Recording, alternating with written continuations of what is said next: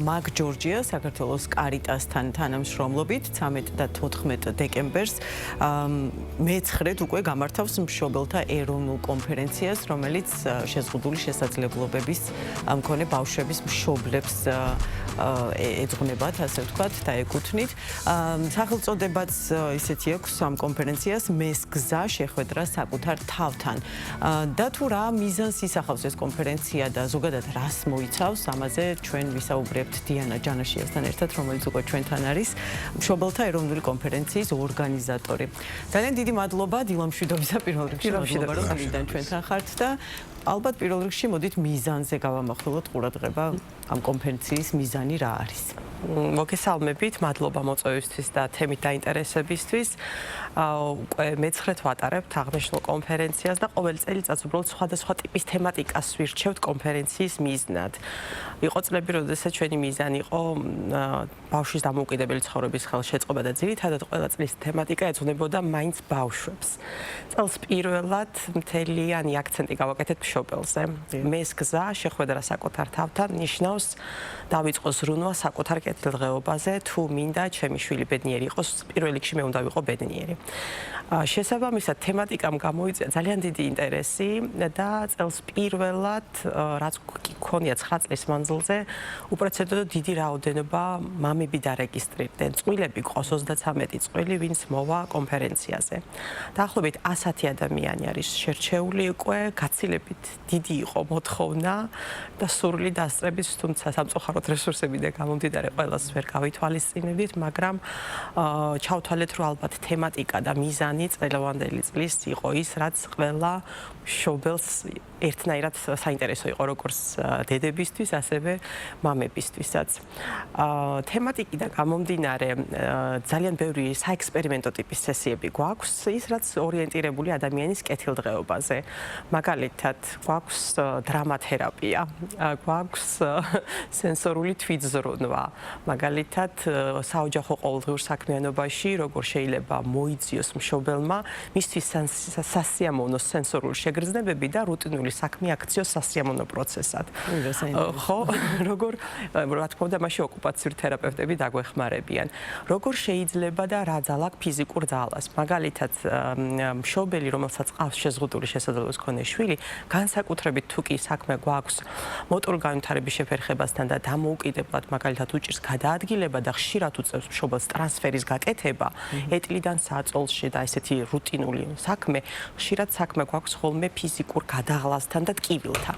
როგორ შეიძლება სახლის პირობებში ძალიან მარტივი ვარჯიშის საშუალებით, სასიამოვნო საშუალებით თავი დაავიწყოთ ტრავმისგან, ან მიღებული ტრავმის ტკივილი შევამციროთ თუნდაც, ხო? გვაქვს სტენდაპი მშობლებისთვის, როდესაც უბრალოდ მიზნად ისახავს გამოვიდე და 5 წუთის მანძილზე მომისმინოს საზოგადოებამ რამაც უხებს მე. გვაქვს ისეთი ასე ვთქვათ წყვილების თერაპია, რატო არ არის სიყვარული საკმარისი.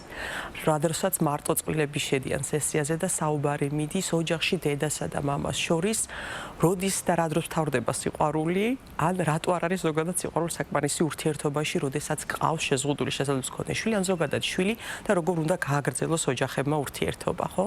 გვაქვს ემოციური რეგულაცია, ეფექტური კომუნიკაცია და ხშირად ვინაიდან მშობლები სტრესის ქვეშ იმყოფებიან, ემოციურ ფონზე უწევთ, ასე ვთქვათ, თავისი სათქმელის მიწოდება საზოგადოებისთვის ან ოჯახის შიგნით. ვცდილობთ ვასწავლოთ და გამოვმუშაოთ, როგორ შეიძლება მათი ემოციური სათქმელი იქცეს კორექტულად უფრო და ისეთ გასაგებენაზე მისაღებ მესიჯად, როგორც ოჯახის შიგნით, ასევე ოჯახის გარეთ, ხო? გვაქვს mindfulness-ის განტვირთვის, ასე ვთქვათ, თერაპიები, როდესაც მშობელი შეეცდება ჩაღრმავდეს საკუთარ ემოციებს, აღქმას, სხვადასხვა სუნთქვითი თერაპიით. გვაქვს რეპროდუქციული ჯანმრთელობა, რომელიც ერთიანად მნიშვნელოვანია როგორც ქალებისთვის, ასევე მამაკაცებისთვის. ყველა სესია არის ორიენტირებული მშობელზე. რომელი სპეციალისტები არიან ჩართულები? კი ბატონო, სხვადასხვა. თქვენ ბრძანეთ ან მაპატია შეგაწყვეტეთ დრამათერაპიაზე როგორ გითხრათ კიდევ ერთი ორი სიტყვა ამას სპეციალისტები ჯერ მოდი სპეციალისტებს რაც შეეხება ყავს ფსიქოთერაპევტები, რომლებიც წაუწყობიან ისეთ სესიებს, სადაც საჭიროა ფსიქოთერაპიული მიდგომების გამოყენება. გვაქვს ფსიქოლოგები, ენისა და მეტყველების სპეციალისტები, ოკუპაციური სპეციალისტები და დრამათერაპიისთვის გვყავს რეჟისორი. წინასწარ მშობლები აქცევდნენ საკუთარ ისტორიებს, თუ რისი დადგმას ისურვებდნენ. გეგმავთ ეტიუდების სახით, გათამაშებების, რესურსების, მცირე რესურსების წყალობით დავდგათ სხვადასხვა, ასე ვთქვათ, იმპროვიზაციული, ასე ვთქვათ, პატარა ეტიუდები, დაახლოებით რომელიც გაგრძელდება საათი და 20 წუთი, მაგრამ ვიდრე ეს სესია დაიწყება, წინამოსამზადებელი რეპეტიციები აქვს მშობლებს. საკუთარივე ისტორიის გარდაქმნა, თუ როგორ გავხადო ის უფრო კომედიური, ან ტრაგიკული ჟანრის, ან როგორ დაინახავდა მას საზოგადოება სხვისი თვალით. ამიტომ არ ვიცი რა გამოვა, უბრალოდ ვემზადებით ძალიან აქტიურად ამ რეპეტიციებით და ძალიან დიდი იმედი გვაქვს, რომ კონფერენცია მიზნად რაც გვაქვს დასახული, რომ მოახდინოს ადამიანის კეთილდღეობის მხარდაჭერა, ტრანსფორმაცია მისი ემოციების და მათ შორის დაცლა და რაღაც ახალი ფურცლიდან დაწყება ცხოვრების, აი ამას ვიზამთ, გადავტვირთავთ როგორც წყვილთა ურთიერთობებს, ასევე თავად მშობლის ემოციებს და მისი მდგომარეობის აღქმას. ქალბატონ დიანა, აი თქვენ ახსენეთ თავიდან საუბრის დასაწყისში, რომ 100 ოჯახი გყავთ დარეგისტრირებული, ანუ რეგისტრაცია უკვე მორჩენილია, ვეღარ დარეგისტრირებული. სამწუხაროდ რეგისტრაცია მორჩენილი არის, თუმცა რასაც გეგმავთ უკვე ძალიან მალე 2026-დან, ვინაიდან თემატიკა იმდენად პოპულარული აღმოჩნდა, ერთი ლოკაცია ალბათ თბილისში ჩასატარებლად არ გვეყოფა, მიუხედავად იმისა, რომ რეგიონებიც მოვიცავით აქტიურად, ვგეგმავთ, რომ ამ თემატიკით ვიმოგზაუროთ მომდევნო წელს უკვე საქართველოს სხვადასხვა ტერიტორიებზე და მეტ მშობლამდე და ოჯახამდე მივიდეთ. და უბრალოდ იმედი გვაქვს, რომ უფრო მეტ მხარდამჭერს გამოვიჩენთ სხვადასხვა ბიზნესიდან, ვინც დაინტერესდება მხარი დაუჭიროს ზოგადად ოჯახების კეთილდღეობას, როგორც დედის, ასევე მამის. ამ შემთხვევაში სპონსორები თვითონ მშობლები არიან თუ არა, სრულიად უფასოა მშობლებისთვის. სამოქალაქო საზოგადოება, მაკ ჯორჯია, საქართველოს კარიტასი აფინანსებს და წელს პირველად ბიზნეს სექტორით შემოუერთდა მიკროსაფინანსო ორგანიზაცია კრისტალის. ძალიან მისასალმებელი არის და ჩათვალა, რომ მისი წვლილი უნდა შეიტანოს ოჯახების კეთილდღეობის თემაში. იმედი გვაქვს შემდეგ წელსაც წარმოვიდგინე, ახლა რამდენი ოჯახი გადარჩა დაშლას აი ამ თქვენი ღვაწლის გამო, თქვენი მუშაობის. კი ბატონო, ნამდვილად ასეა, სხვათა შორის სტატისტიკასაც თუ გადავხედავთ, ოჯახი სადაც იბადება შეზღუდული შესაძლებლობის მქონე ბავშვი, ძალიან დიდი ალბათობით ხდება ოჯახების დანგრევა. სამწუხაროდ და დაშორება წყვილების. ამიტომ ძალიან ხშირად მარტო უმეტესად დედები ზრდიან ბავშვებს. ამიტომ ძალიან მნიშვნელოვანი იყო ჩვენთვის აქცენტის გაკეთება წყვილზე.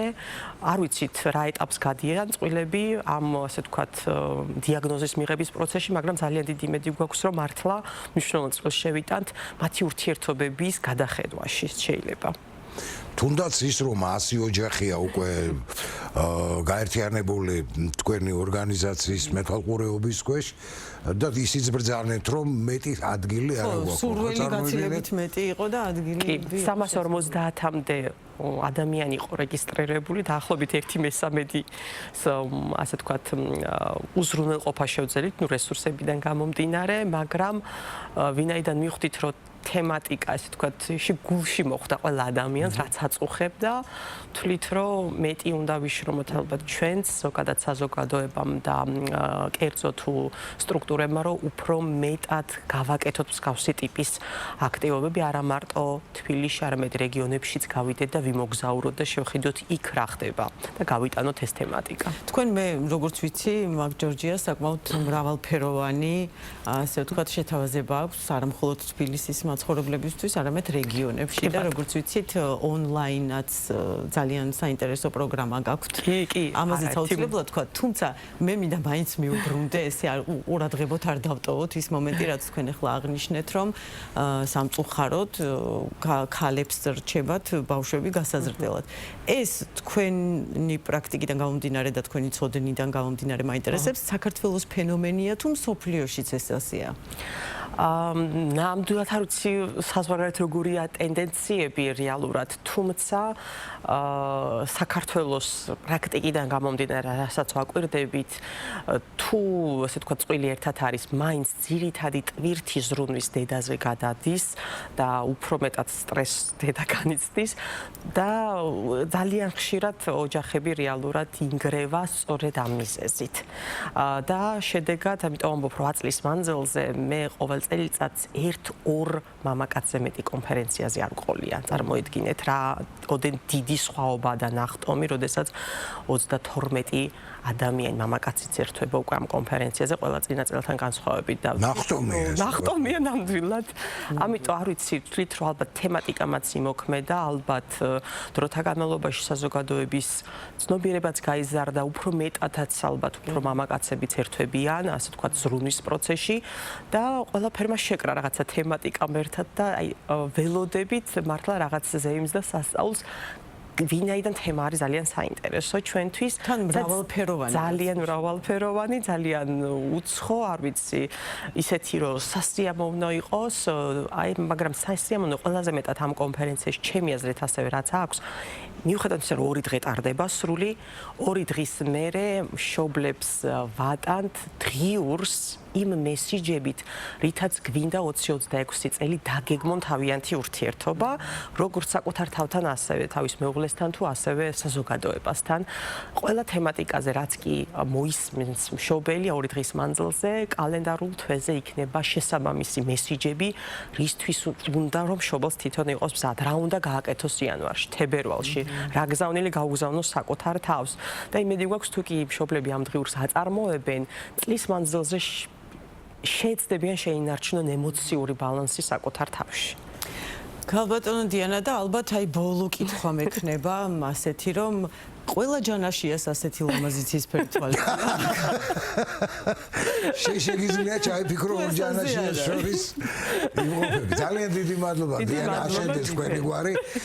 უღრმესი მადლობა, ეს იყო ძალიან საინტერესო საუბარი და ჩვენ ალბათ არაერთხელ შევხვდებით კიდევ ჩვენს ეთერში. შევახსენოთ მაყურებელს, რომ დიანა ჯანაშია საუბრობდა მშობელთა ეროვნული კონფერენციის ორგანიზატორის, სწორედ აი ამ კონფერენციაზე. დიდი მადლობა კიდევ ერთხელ. მადლობა.